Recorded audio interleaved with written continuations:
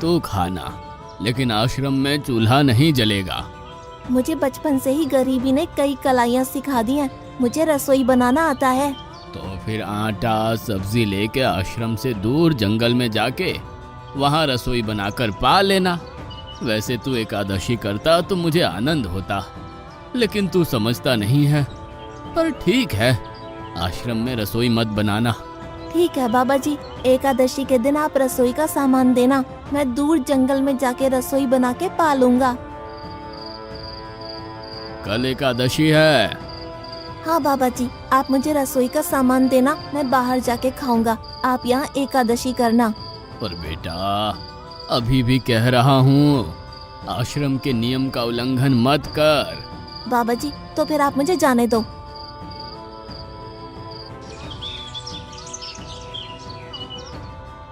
ओ अढ़िया, हमारे आश्रम में ऐसा नियम है कि ठाकुर जी को भोग लगा कर ही पाया जाता है। तू एकादशी के दिन ये सब कर रहा है, उसमें मैं मना नहीं करता, पर ठाकुर जी को भोग लगा कर ही पाना। ठाकुर जी मतलब कौन? यार, ठाकुर जी मतलब भगवान ईश्वर।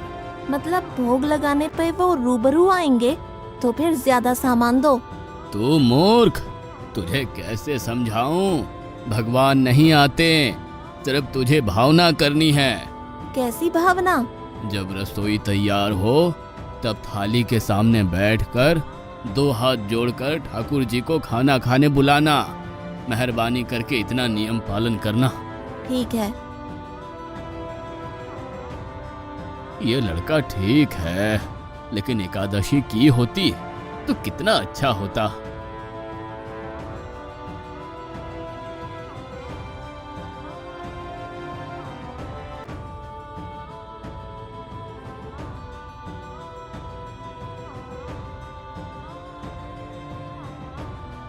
देव के ठाकुर, आप खाना खा लो।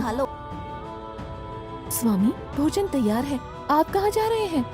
मेरा एक भक्त मुझे बुला रहा है, मैं अभी आया। गुरुदेव के ठाकुर, आप खाना खा लो। ओ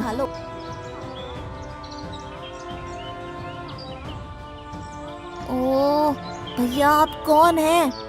गुरुजी का ठाकुर हूँ। गुरुजी के ठाकुर? बाबा जी तो कहते थे ठाकुर जी नहीं आते, और आप आए। बाबा जी ने मुझे ठगा, और आपने भी ठाकुर। कुछ तो मर्यादा रखो ठाकुर, तुरंत दूसरे की बनाई रसोई पे टपक पड़े।